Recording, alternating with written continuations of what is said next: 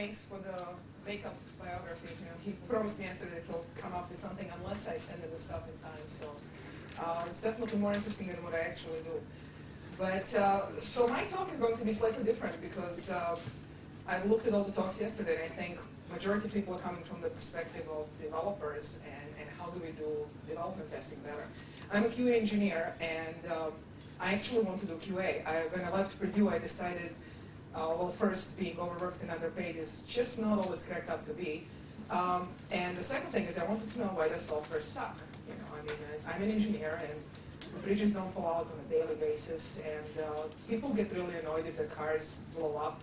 So why is it okay for Microsoft Word to crash on me 15 times a day, and yet when Pentium bug had a problem, when the Pentium chip had a problem, everybody was up in arms and they wanted their chip replaced. So what's the difference between a piece of hardware and a software, and why does hardware work and we expect it to work, and why does software suck?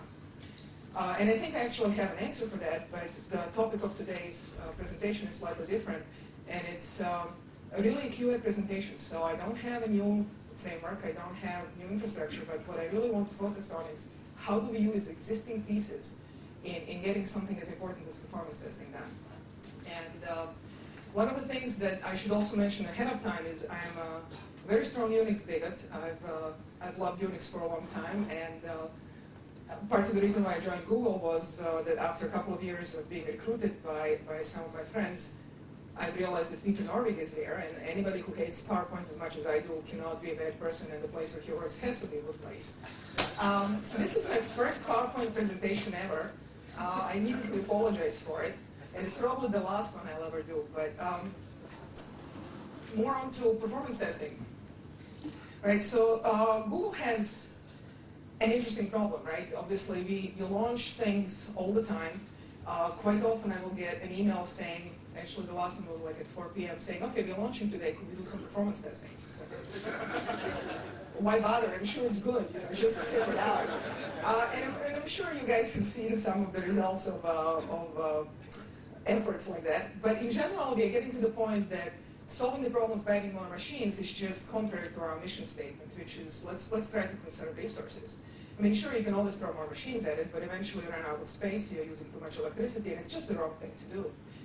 So what I'm going to talk about today is first a little bit about terminology, because performance testing, at least since I've left AT&T Labs, I've noticed that we don't really even have terminology standardized. So I'm going to say what I mean when I'm talking about performance testing or reliability or availability, scalability, or anything else, because typically people come to me and say, like, I need to do stress testing.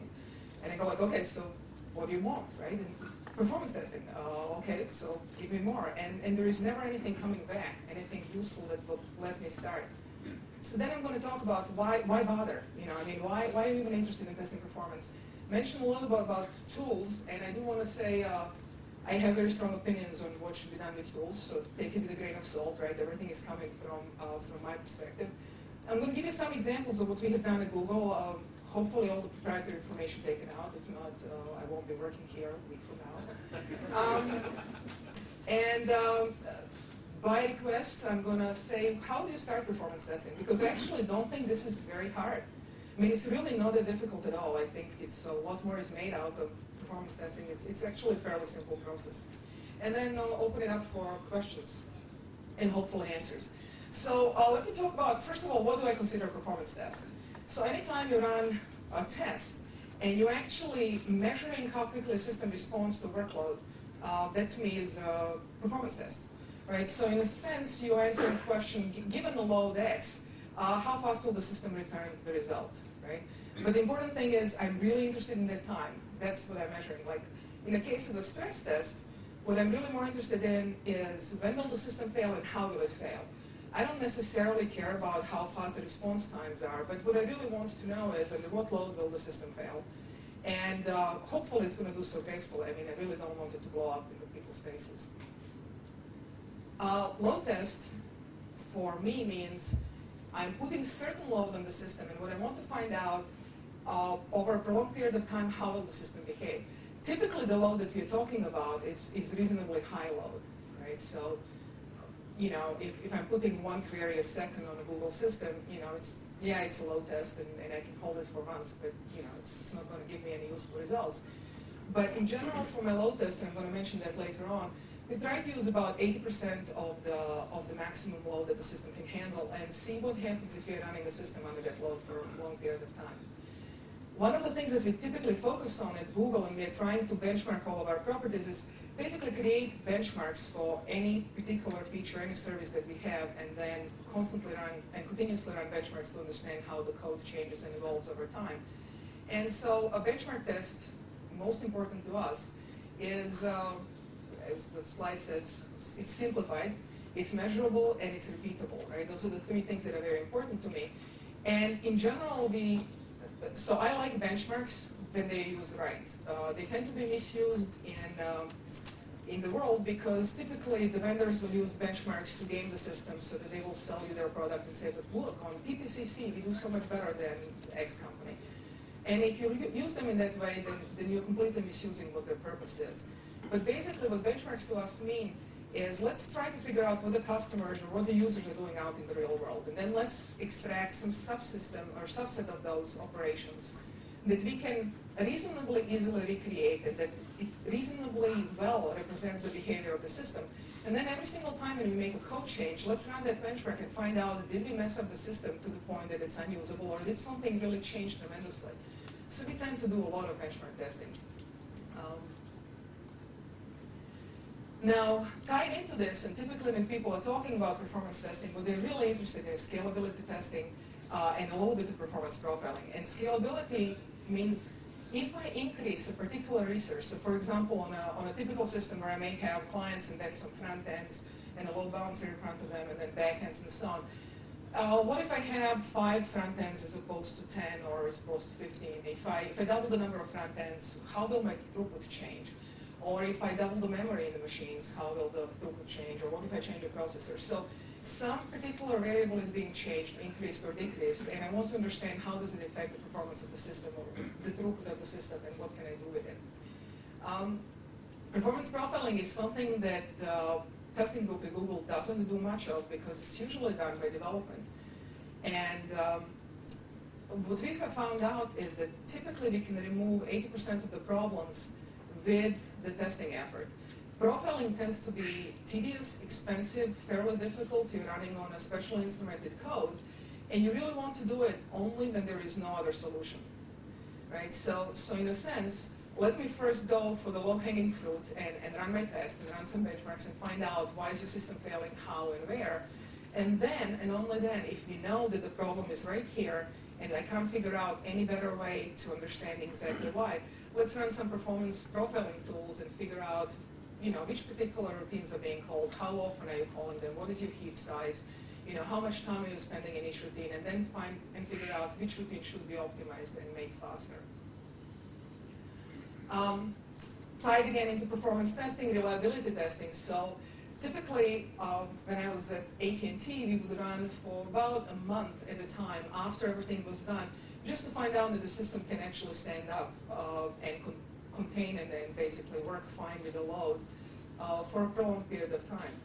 So basically, reliability testing, and I honestly believe that you should do it on pretty much any product that you have, run for at least 72 hours, and find out how is your system handling the load. You'll find out strange things happen. People are running background processes at 2 a.m. because nobody else obviously uses the system at 2 a.m. And you'll have a developer saying, like, okay, so I'll just transfer these logs from here to there. And so if you're not hitting that time period, you will never realize that there is a huge performance impact at that particular point in time. Availability testing tied to reliability.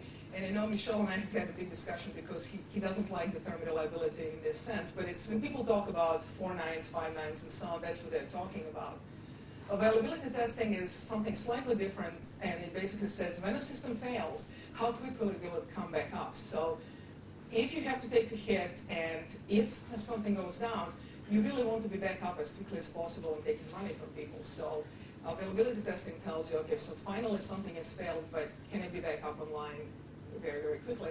And in case of a company like Google, where we have systems failing really all the time, our systems are designed so that we know that at any point in time there's probably at least 1,000 machines failing right now. Our systems are designed in such a way that nobody should ever be able to see that, because we basically buy crappy hardware and say, you know, hardware sucks, so let's handle this in software, and it works really well.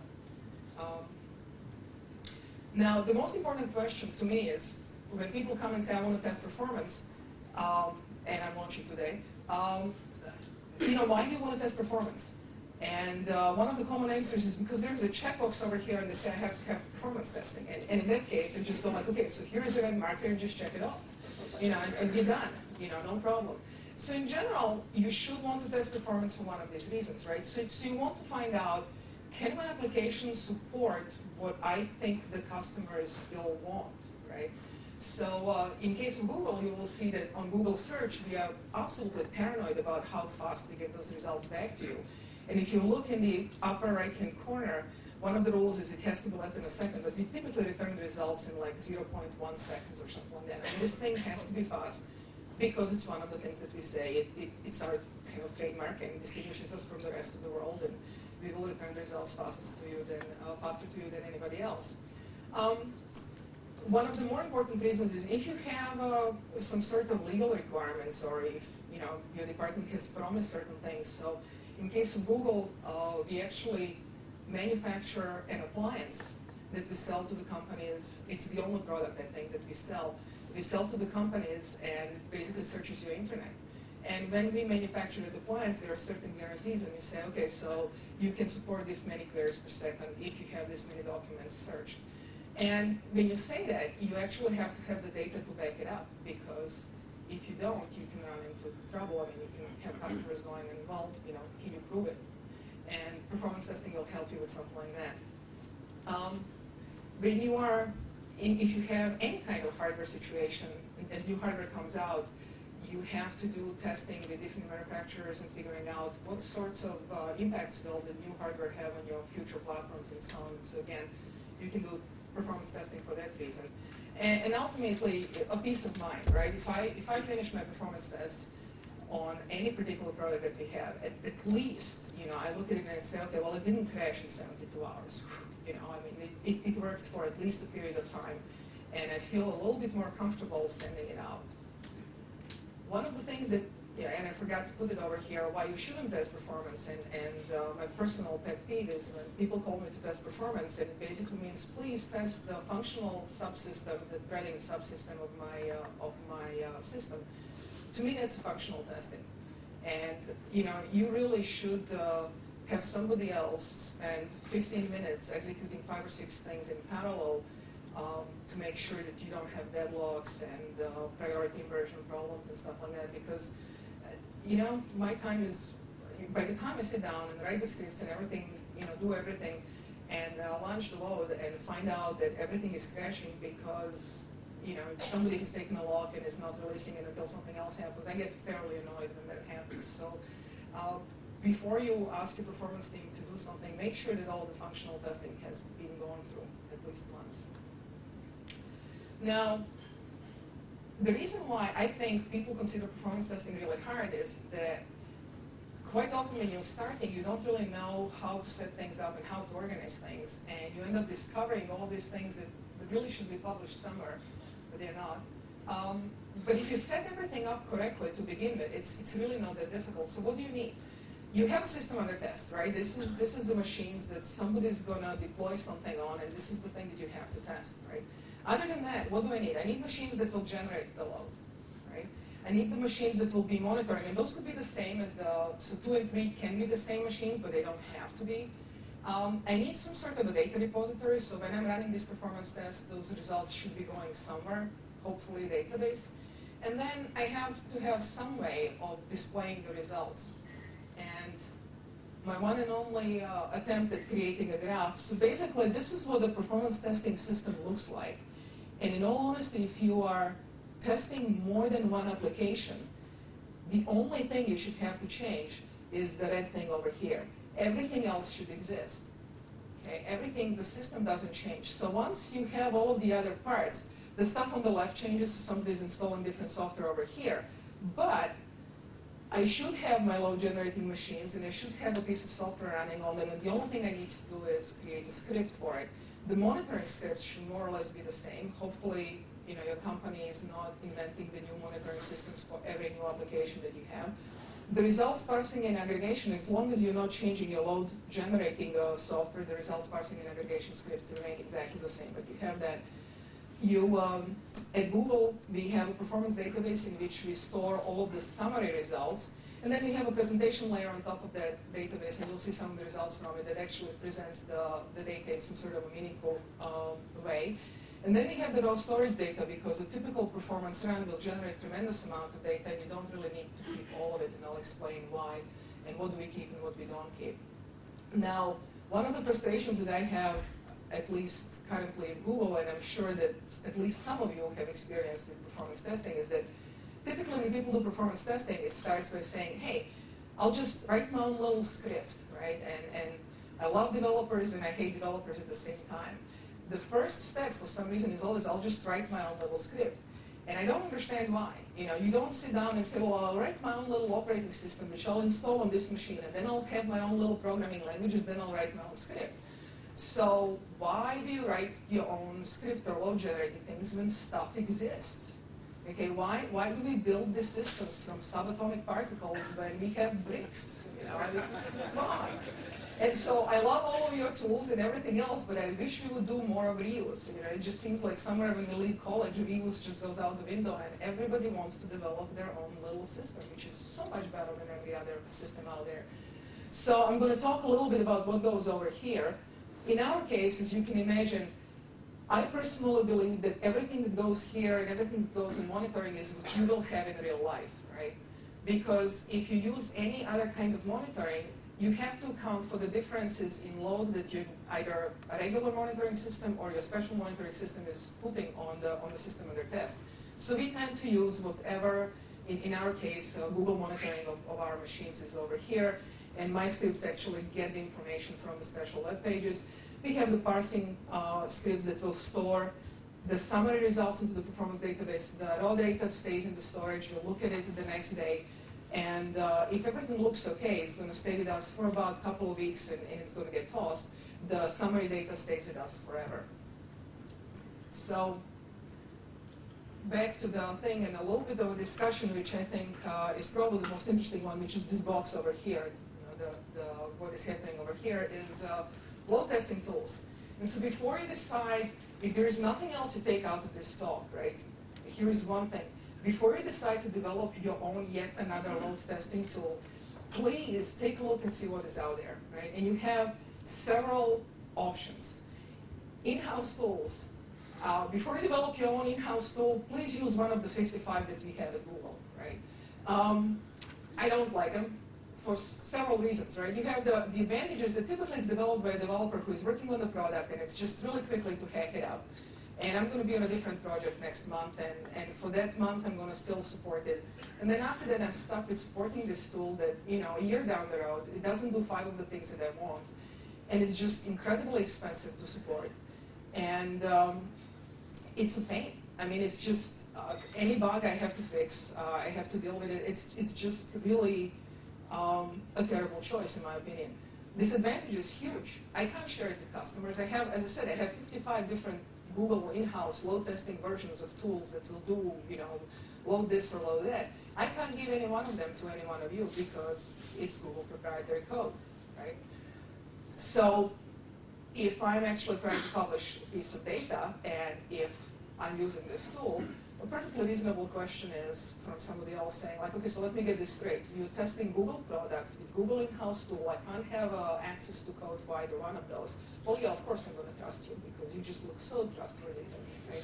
So anybody can question validity of the results that they obtain through this, and I know I would. I mean, that would be like if Yahoo were to come up with something like this, that would be the first thing, like, you guys got to be kidding me, right? And you think I am a monkey, and just, figure it out. Tool maintenance, it always looks alike. I just hang it up as I'm going along. This is probably the most expensive option that you can have. I don't care how expensive the vendor tools are. This is the most expensive way to go because you will end up having a full-time engineer supporting this tool for the rest of its life. And engineers are kind of expensive in Silicon Valley. So vendor tools. Right, so these are the companies like Mercury, Segway, Webload, you know, they make their money by selling you this product. And I don't have a problem with that. I think their products, some of them do pretty much a decent job. The problem is their pricing structure is just ridiculous. You know, you have, look, if anybody has $250,000 extra, see me after the talk. I'll help you out. You know, but why in the world would you spend this much money on a tool that doesn't do anything that your open source tool doesn't do? And I'm going to talk about those at last. So go and check them out. Another thing is these guys will get you into a room and spend 3 hours going through like the slickest PowerPoint presentations that you have ever seen. And by the time you're finished, you will feel that you've just lost at least 6 IQ points. I mean, at minimum, right? So I honestly consider them guilty of like wasting at least 5 hours of my life at different points in time. The tools are professionally developed and maintained, right? So you get the bug fixes reasonably easily. The results can, so one of the nice things about these tools is in some companies, and I don't know whether yours belong into one of those, they create the reports, totally meaningless reports, but like really pretty.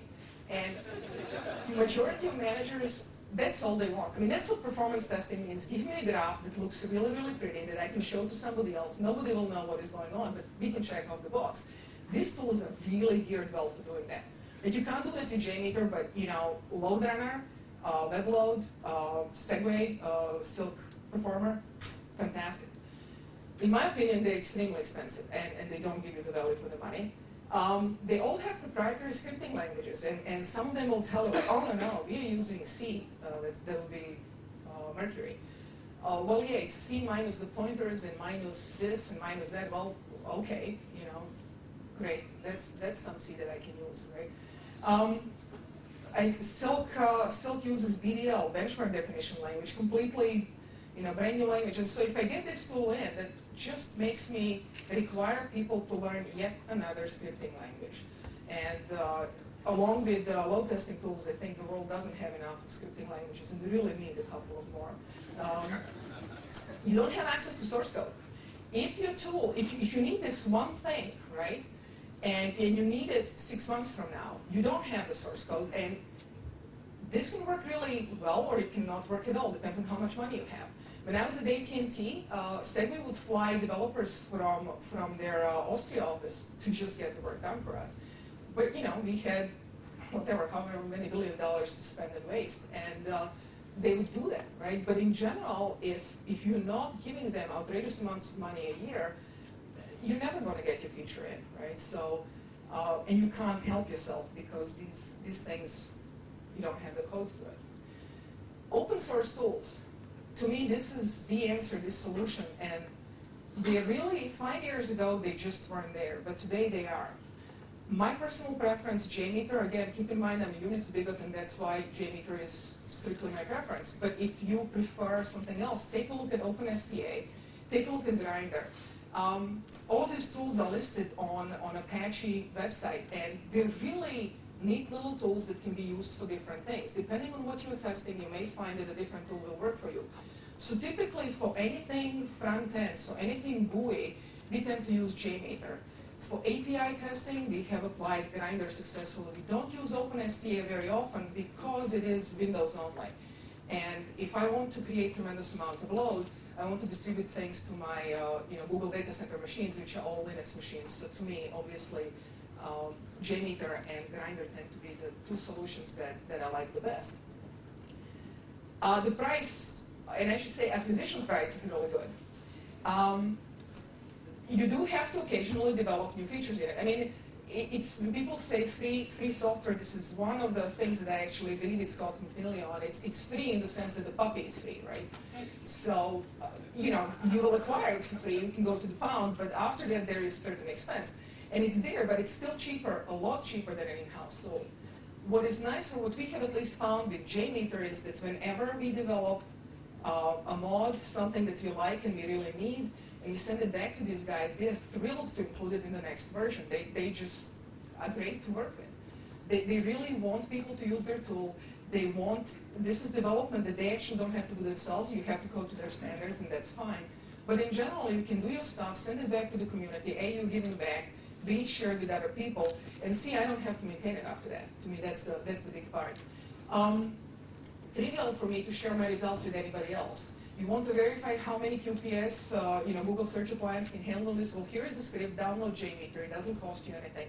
And I'm not asking you to spend $250,000 to get loaded on it to be able to do this. You can have it up and running in a day, right? You do scripting in standard programming languages, more or less, right? So to me, that is a big advantage. I don't have to learn yet another language, and I don't have to bother with training every other new person that comes in the project on, you don't use semicolon here, you actually use colon, or something else that, for whatever reason, this developer has felt this is the feature of my language. Disadvantages. Support for protocols. I think this is one place where vendor tools are actually stronger. They support far more protocols than open source tools, but as long as you're staying in the web space and you're looking at HTTP, HTTPS, I'm at POP3, the open source tools are pretty good. Being at Google, that is one of the things that works in my advantage.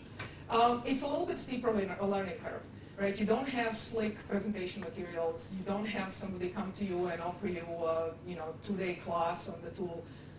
Why would you ever need a 2-day class on a performance testing and load generating tool? It's a different story. But there are some things, there are some little tips and tricks. And so if you pick a tool like this, the best advice I can give you is find somebody who has done something useful with it, or find a couple of scripts that work. Because there is always these 2 or 3 things, like in case of JMeter, I'll give you an example. If you have a data file, the data file and the script have to be in the same directory. I think they will fix it for the next version, but it doesn't say anywhere, right? You can have a link to the data file from the same directory, but they have to be in the same directory. And so if you put the absolute path names, the stuff just isn't working, and you find yourself banging your head into the wall going like, why is this not working? It should. I mean, look, it should.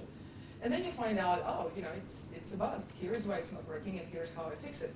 But these kinds of things can cost you a lot, and you can actually find yourself saying, well, these tools just suck, and they don't do anything, and I'm not going to use them. It's worth spending an hour with somebody who knows how to use them and show you these 5 or 6 different things, and basically what exactly? Oh, no, don't want to take them.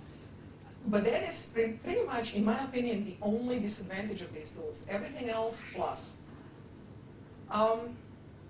Results of a performance test. So you're running your performance test. You have your stuff going on. One thing you will find out about performance testing is you're really good at generating data. I mean, you want terabytes, I'll fill terabytes, no problem at all.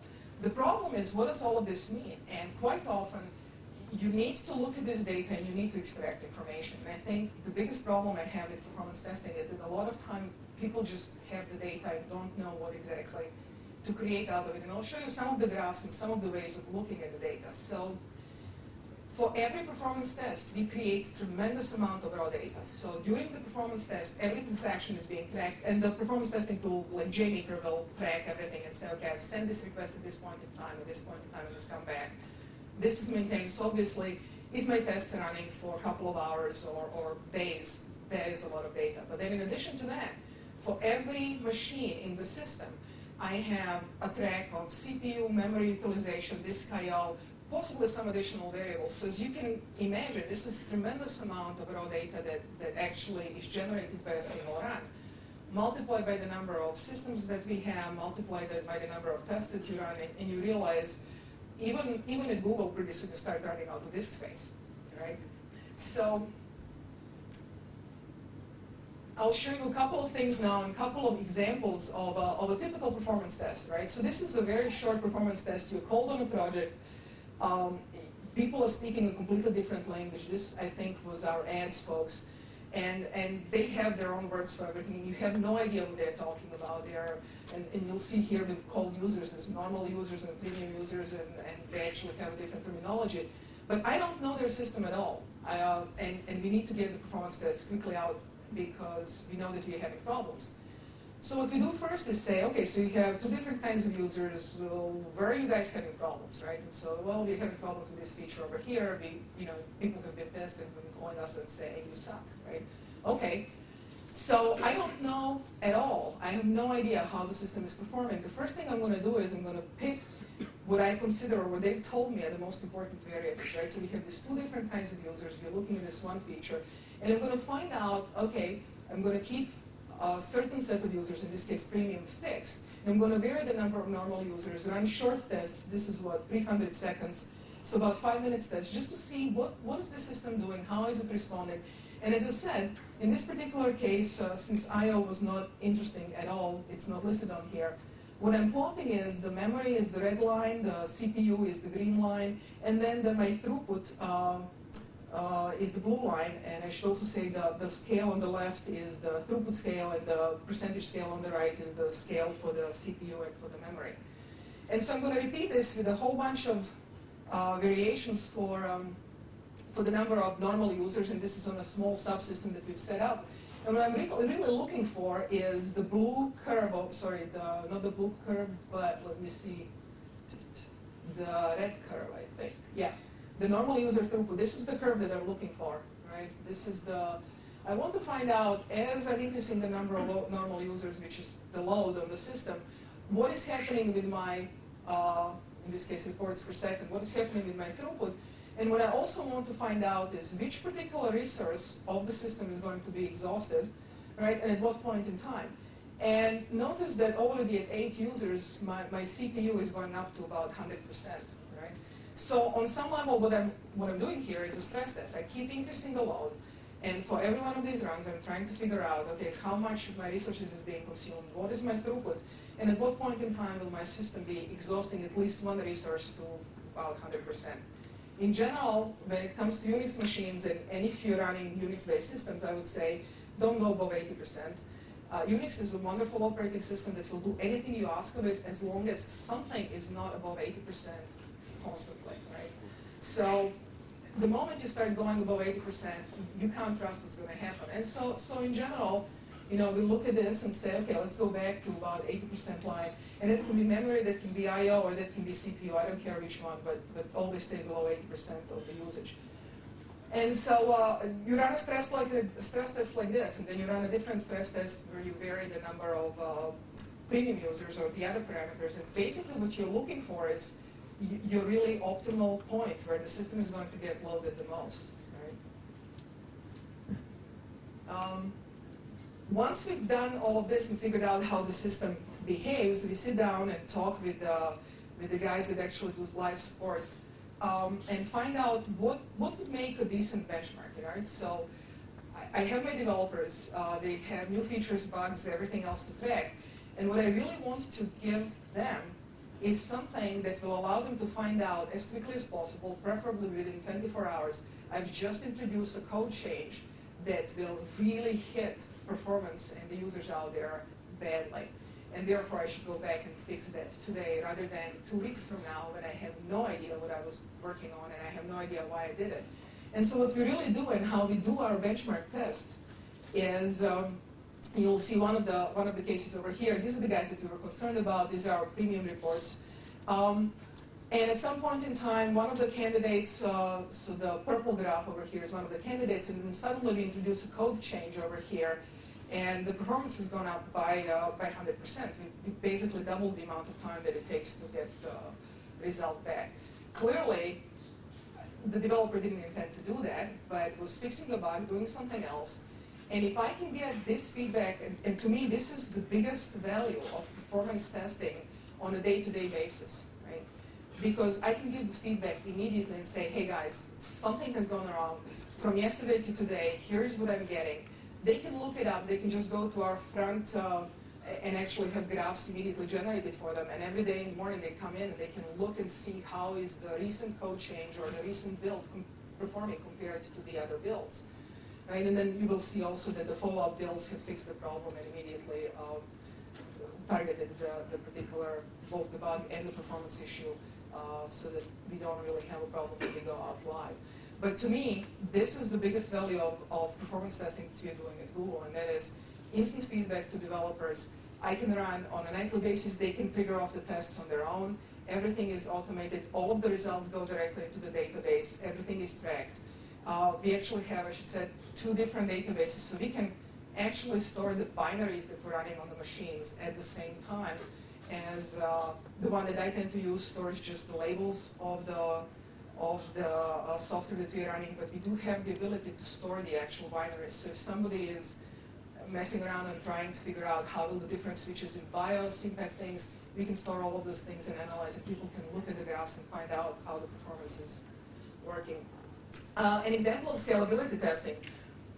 So you're looking at a new configuration, right? You have a hardware platform, you are running out of parts, and you're basically looking for the next generation hardware platform.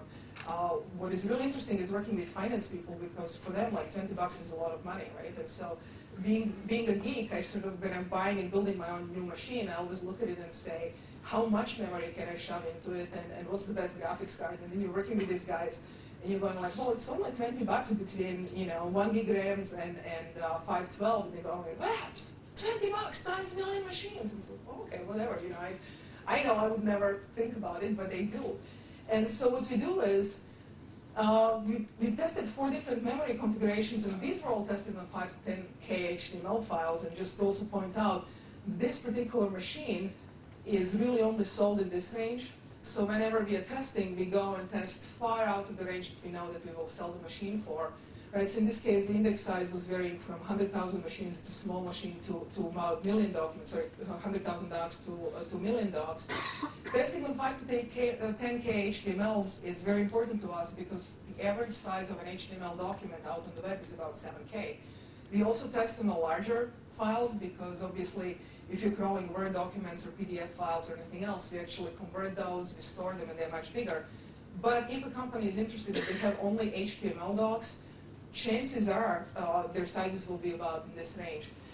And so one of the things that happened, originally we were just telling people, so we will guarantee you 5 QPS, and you can see it on the website, and we were always saying, like, okay, we'll guarantee 5 QPS. Well, if you take a look for the machine that is selling within 100,000 documents to 200,000 documents, we are actually doing 50 QPS, right?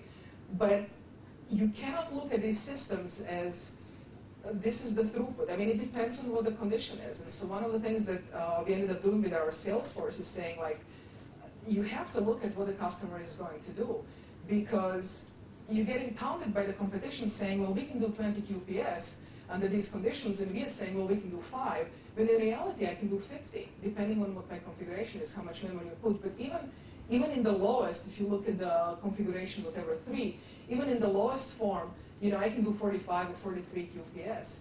So before you pick whatever is the lowest number down here at the bottom of the scale, I realize that you're talking about graphs. You're really modeling the performance of the system. You're talking about charts. You're talking about graphs. And that is the thing that should be presented to the customer rather than some lowest number and then get pounded by somebody else who actually is presenting data in a more accurate fashion. We'll also notice one thing. Every single time we run a performance test, or if I'm unfamiliar with the system, I don't trust it. I'm a QA person by choice, and one of the things that I realized is that A, the systems will fail exactly in the place where the people tell me nothing could ever go wrong. B, developers are totally delusional about their own software. And frequently they will just forget about things that they've done 2 weeks ago. I know if it's not in my inbox, it's not going to get done. So I run every test. Here you have only 3 results for every set, but we run every test 5 times. I want to see that I have some sort of a statistical consistency. And depending on the software, you would be surprised how the results can be all over the place. And you go back to people and say, you have some serious problems. Because clearly the data is going to be a little bit off, and you have to do some statistical analysis. But if you are finding that your results are 50% or 60% off, you have a problem. The system has a problem. Something is wrong. You don't understand something about it. So this is an example of scalability testing. Now, I recently had an interesting conversation where a person said, like, oh, you don't really have to monitor memory because we know memory is not a problem. And you may know for a fact that memory is not a problem and you have enough memory and so on. The reason why I want to monitor memory is cases like this. Performance testing should not be used as a tool for finding memory leaks, but it can, right? And so this is one of the examples of many tests, and this is my per test data, right? So I look at this, and it's a relatively short run again, and I've had millions of graphs like this from the same machines where my memory red line was completely straight. And we come in the morning, and my graphs are waiting for me, and I look at it and I go, uh-oh, something is not very good, because this line has always been completely straight in the past, and now suddenly it isn't, what happened, right? And you file back email immediately to the guy saying, like, so take a look at this chart. I think you have a memory leak, and you get back, like, memory leak, us, never, right? Oh, wait a second. Yeah, you may be right about this. And it's, you know, the data doesn't lie. I mean, the machines didn't decide to hate you this day. But this is why you do monitoring, right? Performance testing, honestly, performance testing without monitoring, don't bother. Why waste your time, right? Go get a cup of coffee or something. You have to monitor the stuff. Do you have to keep this data forever? No, because majority of my runs, I'm going to come back in and say everything is okay. I'm just going to keep the summary stuff. I'm going to toss this data after 2 or 3 weeks because nobody really wants to look at it. But this one, the moment I have this one, people will jump on it and look at it and try to understand what is going on because it's telling them, okay, I definitely have a problem. Once the problem is fixed, the data also goes, the summary data stays, right? The information stays.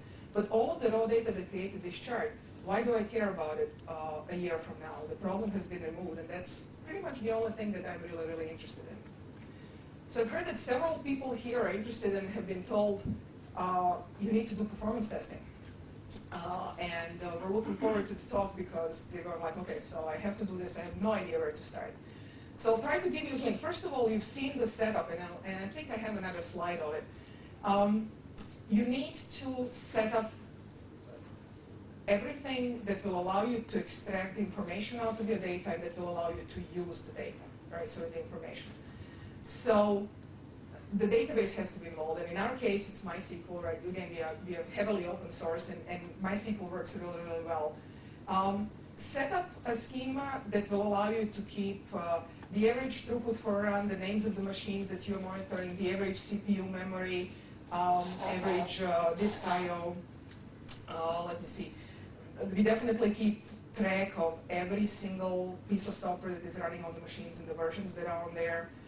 All of that is in the database. All of the data needs to be easily accessible. We have queries set up that pretty much anybody can go and check and find out what has been happening with this particular project on these particular machines. I will also definitely agree. Yesterday, a speaker has said, every once in a while you will find a machine that just is different and behaves differently.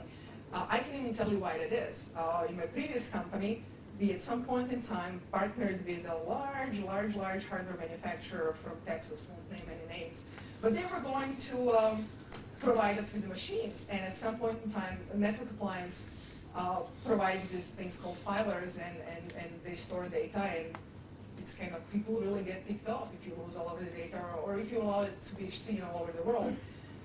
And so we started getting these boxes from the said manufacturer that were all supposed to be exactly the same. We found out there's about 4% error rate in the boxes, or you just got the wrong part in it. And we called them back up and said, so something's wrong, we're getting 4% error rate. And they said, oh, that just about sounds right. That's okay. So I would guess that, so if this particular manufacturer has that issue, I would guess that all of the others have error rates that are high enough. And so some of your boxes will be different. They're different because they have different parts, the ones you didn't order, but you have to realize that if you buy millions of machines, that will happen, and it's a good idea to test and know what's going to happen, then you have to deal with that case. So first thing, set up a realistic environment, right? One of the most frustrating things is being told, okay, so here you have this Pentium 3. We would like to know how will this work on a supercomputer. What can I tell you? I can't really tell you much. But what I can say is, typically I can tell you what is the resource you're exhausting. And if you have never done any performance testing before, chances are you will be able to remove like 20% or so of the bugs that will cause 80% of your slowdown. Worked on every one of our projects. It's really 28-year-old works. Don't know why, but it does.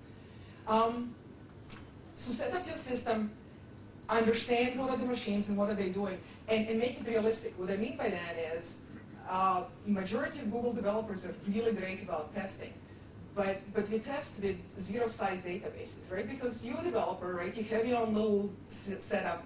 You're not going to go out to the real world and create a serious database, and it works just fine on your machine. It's quick enough.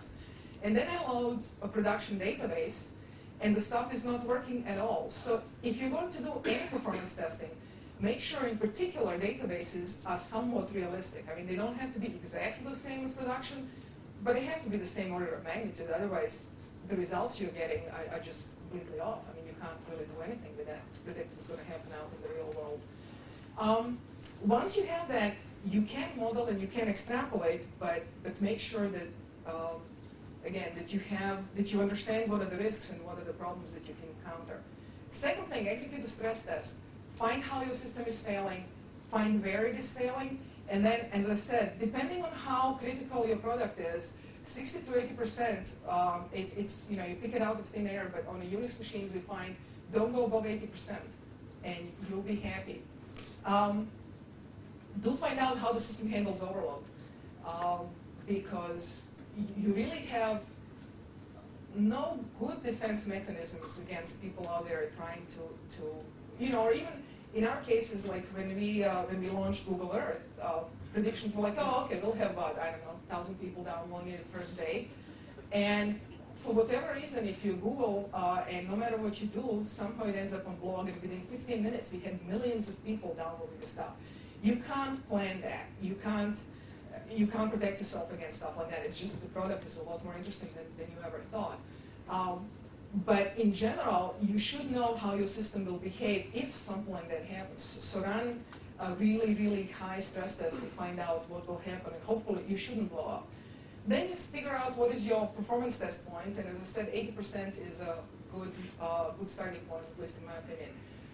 Execute performance tests. It has to be long enough, and long enough means you have to reach steady state. And depending on a different system, you may reach steady state very quickly, or it may take a couple of hours. But again, do some investigations of your system and run first a couple of short tests, and as you see the graphs leveling off, you're starting to reach the steady state. Start the test with a reasonable warm-up period. I think it's completely unfair to start 100,000 users all in the same second and say, oh, the server didn't handle this particularly well. Well, it's not designed to handle something like this. Make sure that those users are coming online slowly or over a period of time. Collect all the data, right? You may not want to keep it forever, but definitely collect all the data. The system performance is the lowest throughput for the duration of the test, right? So you will see that the throughput will go up and down. Usually happens because there are some background processes kicking off, I don't know, moving logs around. Log rotation tends to be a standard thing on Unix machines and so on. But you have to, when you're reporting your performance data, you have to report the lowest throughput, right? Because that is the only thing that you can guarantee. Anything higher than that, you cannot guarantee, because the people could be running at a time when your scripts are kicking off and taking some resources to something else. Repeat the test several times just to assure yourself that you do have statistical consistency, that nothing weird is going on. And debug as necessary. Other than that, questions?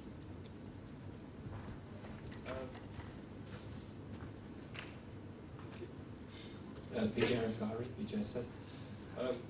When you take your 5 samples on your performance test, if you get one that's very out compared to all the others, what do you normally do with that sort of value? We try to go back and figure out why. So during all of this monitoring, I'm plotting some of the things over here and showing you, but we actually also look at what is running on the machine, which processes are running, and what is using resources. And that is how quite often you find out, oh my God, these people are actually kicking off this, what is supposed to be a low priority process that really does nothing, but it's running at like the highest level user, and then you can usually fix the problem with just nicing it down or something like that. But quite often people don't really realize everything that is running on a complex system. And in some cases you find that there are debug things left in there that people have forgotten to turn off. But we keep track of everything. So if I don't have that turned on, I will rerun all the tests with all of the tracking turned on to find out which process is causing the slowdown. What has happened? Because something must take place. So we do that. Thank you. Peter, Five Limited. Testing web pages with stuff like HTTP unit, that just tests maybe the HTML. How do you test the whole page, the images, the JavaScript, the style sheets in an automated way? Okay, so JMeter has been absolutely great for that purpose. There are a couple of things you can do. You can actually ask it to retrieve the images or not as you see fit, and you can ask it to verify any of the things, right? So I can actually make sure that the image it is getting back matches the image I think it should be getting back. Same thing with JavaScript. We have had no problems. We had to do some extensions to it, but they are already in the product now. Same thing, HTTPS, we've added, and that's going to be in the next version of JMeter. We've added ability to record over HTTPS to it, and they've assured us that it's going to come out in the next version. JMeter is actually an interesting, not exactly most user-friendly programming environment because it's kind of graphical programming environment, but when it comes to record playback and then modify things, it allows you to do a fairly nice job, and then what is, to me, the most important and the nicest feature is that I can kick it off on a command line, and I can run it in non-GUI mode, and I love it for that. No problems with all. Verifications of any of the things, everything built in, get it for free.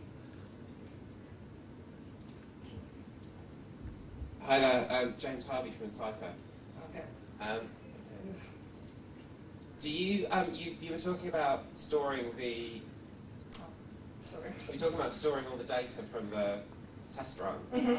Do you ever find that the act of collecting and storing the data affects the performance of the systems you're trying to test? I should have mentioned that. We actually monitor also the machines that are doing the collections and so on. So it's the monitoring machines themselves that are actually collecting all of this data. It's not the machines under test, right? The machines under test, at least in our systems, are set up so that they send periodically information to monitors, and then we actually collect the data from the monitors. We do monitor also our both load generating machines and our monitoring machines to make sure that they are not overloaded and that my performance data is not skewed because the machines. So yeah, absolutely. Thank you for bringing it up. We do monitor that. Kalle Raita from Hybrid Graphics. Have you had any attempts to automate the analysis of the results or anomaly detection? That is the last step that we have left. So one of the things that we have found out is it used to be fairly expensive to set all these things up. And let me go back to we have just recently we've just recently set up all of these pieces because this layer is still being worked on and all of the graphs are now there, but we're adding more stuff to it. What we would really like to be able to do is automate the stuff, the raw data, and basically that I really get the graphs printed on my screen in the morning only if something is wrong. Now I'm paranoid, so even when that is done, those graphs will be on every day for every project that I run because, you know, I know too many developers, and so I know how good my code is, and you know, there is a reason why I don't develop, right? Because I'm even worse, right? But I don't know, when it's something, depends. I'll say we will definitely be working on it. Would I necessarily trust it on something like ads, which pays my salary? Never. On something that doesn't pay my salary, sure, what the heck, you know, I mean, why not? But really, it's performance testing is really about risk analysis. I mean, QA is about risk analysis, right? And so if I believe it's high risk, I want to take a look at it. If I believe the risk is relatively low and I'm reasonably certain it's doing okay, I'm perfectly okay to let it go without, you know, really having a person deal with it. But we are working on it. That is, you know, one of the motivations is we all lazy, right? So if machine can do it, why should I have to? So. Hi. Hi. Yeah. Hi, Shashi from Multimac. This is a question about reliability testing and availability testing. Mm-hmm. What I can see is that the measures for reliability and availability is substantially towards performance, stress, and load. Mm-hmm. Apart from this, do you have any other quantitative measure to see the reliability and availability testing is such? Because according to me, in the sense what I mean to say is that I would term reliability to be the mean time between failure, the mean time between the failure of a system.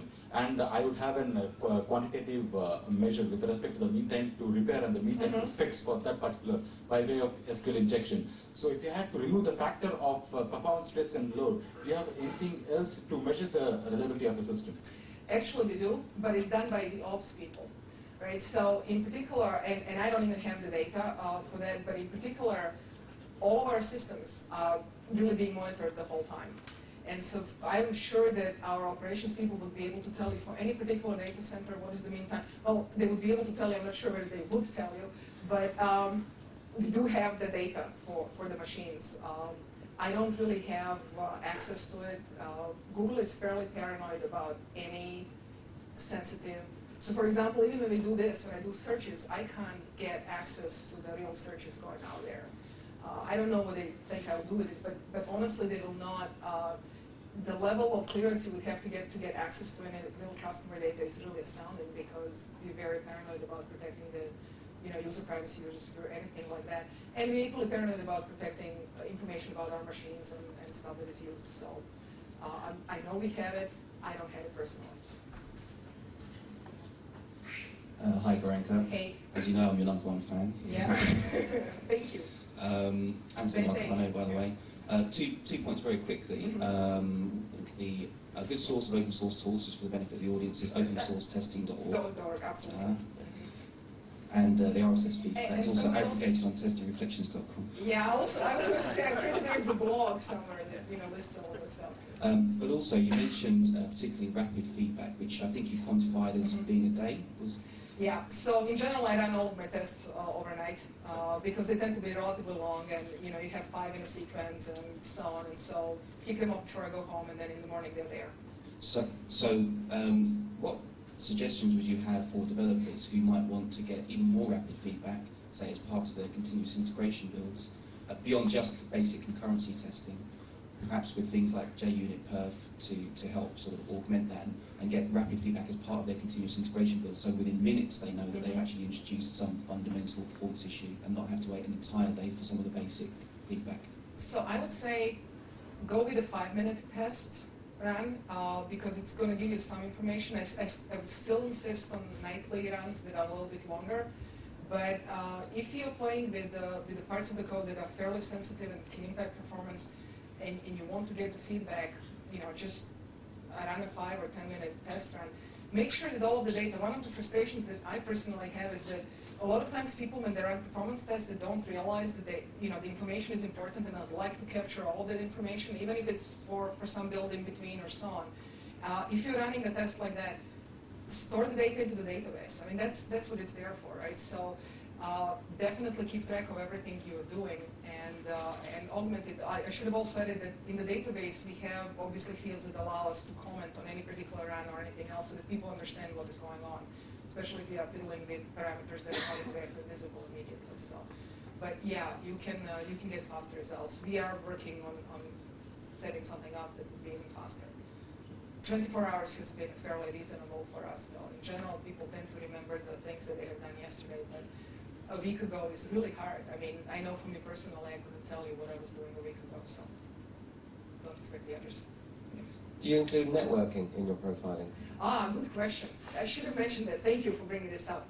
When I'm doing performance testing the first thing I try to do is eliminate the network, right? Because I want to simplify my problem. I'm interested in the machines, and my hope is that the network is going to be provided to be able to handle everything I need. Now, once we have profiled all the machines and understood everything, we will do some tests typically between multiple data centers, right? And at that point in time, the network is included in it.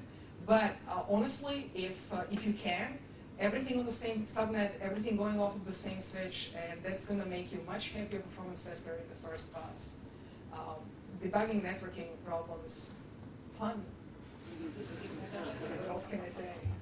So yeah, but thanks for bringing it up. Hi. One of the big problems about doing benchmarking and performance testing we found is that the marketing department drives it.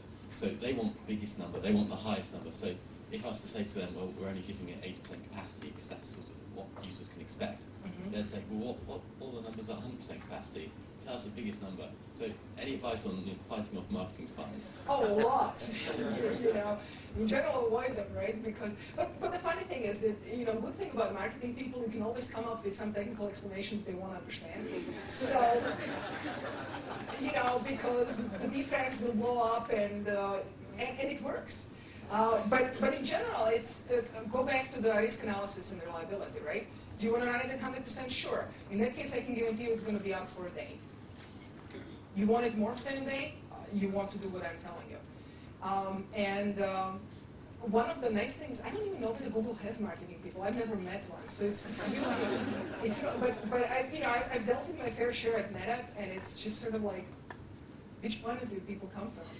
And why does everybody have the same haircut on this planet? But it's a completely different story. But yeah, but I also get a lot in trouble, so you may not want to follow my advice on that.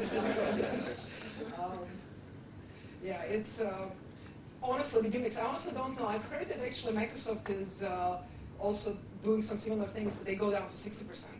So it's a standard thing. We know that when you come above a certain level, the machine will just not behave the way you expect it to behave. Things will just start going off. So. Hi there, Ian Howard, JP Morgan. I'm interested in what you say about not extrapolating the results onto a supercomputer, because typically we buy supercomputers for production and sort of 386s for our QA. And consequently, when we do our performance tests, we get a certain set of results we're happy with. And it's actually, we find there's lots of failures, but we figure put it in production anyway, because it probably won't happen, and it generally doesn't. And I'm interested in how you square that circle, because clearly most people can't afford to replicate their entire production infrastructure for testing. I mean, maybe you can borrow it overnight, maybe you can take production data, but that's a very real problem that we have. So I'll tell you a couple of things. Google, I'm lucky, right? Because machines in our data centers, we have no supercomputers unless you look at how we have organized the machines. They do act as one, but they're really individual boxes that are pretty much the same as the boxes I will have in the office. So I'm very lucky in that respect. At AT&T, so I joined AT&T after my 7-year stint at the university, and so that was a shock, because universities, at least in the U.S., are notoriously poor and cheap and just crappy equipment. And I came to AT&T and I wanted to do tests on, at the time, it was E5000 was a Sun stop line machine. And it cost a couple of $1 million or something like that, and so it was and I get a call back from the department saying, like, so you've ordered an E5000, and we knew we were going to use it. And, I'm going through like, oh man, this is now we're going back through like, there's no way you're going to get it and so on. And they go like, well, so here's the thing, what if you order one and what if something fails? Could we just order a couple and be done with it? And so that's another solution. Work for a company that has an absurd amount of money and is not willing to go is willing to go bankrupt at a drop of the hat. That was AT&T. In between, you have a real problem. I mean, you really want to get some time on that machine before it goes live in production. And if the system is not already live in production, it should be not that difficult to get it for a week or a weekend or something, so you get some data on how it's behaving, because you can't extrapolate the results from a 386. You don't even know. I mean, it's even a different operating system. It's everything is different. Extrapolation will kill you. Interpolation is great, but extrapolation will kill you, because things will just go wrong, or you'll run out of some resource that you never expected. I remember issues when our Solaris machines were not configured properly. We had limited number of file handles, and suddenly I would get these 2-minute delays when nothing was happening, because the system was waiting to start recycling the file handles, and we used them so quickly, and so now there was like a 2-minute timeout on them. And you'll run into stupid stuff like that you can't predict ahead of time. The only, validation is the only thing that you can do. You have to go in there and you have to run a test. At least I don't know anything else you can do. Thanks very much, Goranka. Goranka, Bjedov, everyone.